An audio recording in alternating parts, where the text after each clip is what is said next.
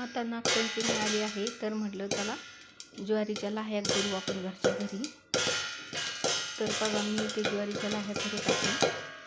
किती छान तडतड वाजत आहेत लाह्या. तुम्ही पाहू शकता किती छान झालेल्या आहेत आपल्या लाह्या. तर चला मग आपण लाह्याच्या रेसिपीला सुरुवात करू. त्यासाठी मी इथे घेतलेली आहे वाटीभर ज्वारी. वाटीभर ज्वारीसाठी आपल्याला एक तांब्याभर पाणी गरम करून घ्यायचं आहे. पाण्याला चांगली उकळी येऊ द्यायची.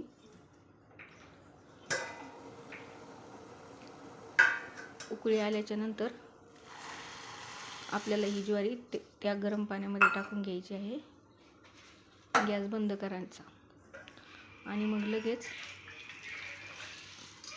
एक कापड ओलं करून घ्यायचं. कापड जाड असलं पाहिजे आणि त्या कापडामध्ये आपल्याला ही ज्वारी 10 ते 12 तास बांधून ठेवायची आहे.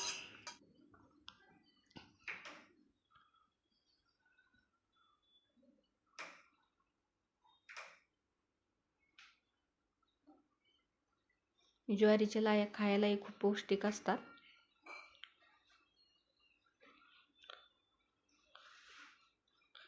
आपण जर त्या गुळासोबत खाल्ल्या तर त्या आणखीनच छान लागतात.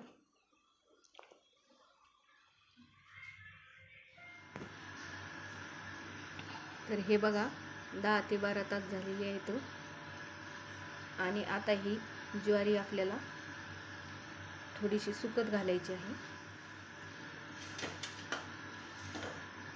2 तास जरी सुकली तरी पण भरपूर झाली. तर हिला सुकत घालू आपण.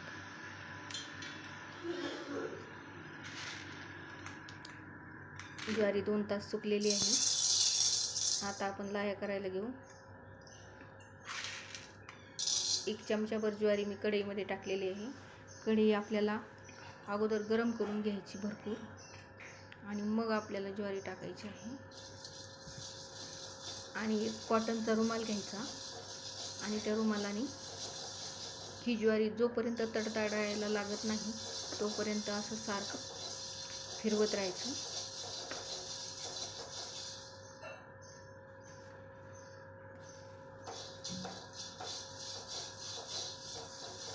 गॅस मध्यमच असायला पाहिजे.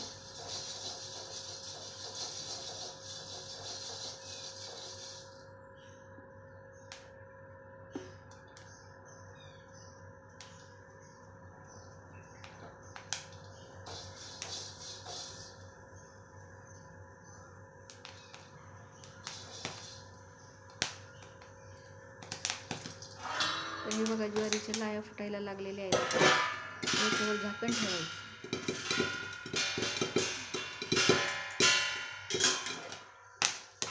पाहू शकता किती छान ज्वारीच्या लाह्या फुटत आहेत. किती छान आवाज येत आहे ज्वारी फुटल्याचा.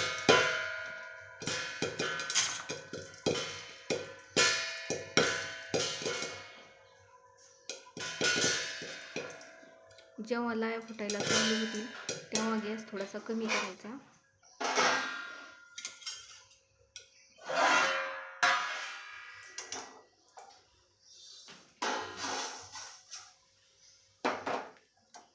आता मी तुम्हाला आणखी एकदा लाह्या करून दाखवते.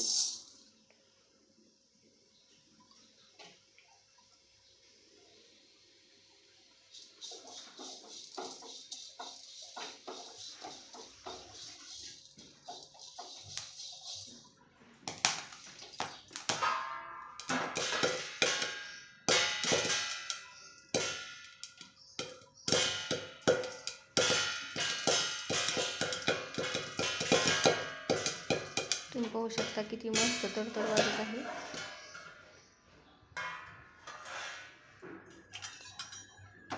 तर बघा याही लाह्या आपल्या करून झालेल्या आहेत. अशा प्रकारे मी आता या सर्व ज्वारीच्या लाह्या करून घेणार आहे. तर तुम्ही पाहू शकता झालेल्या आहेत आपल्या लाह्या करून. आता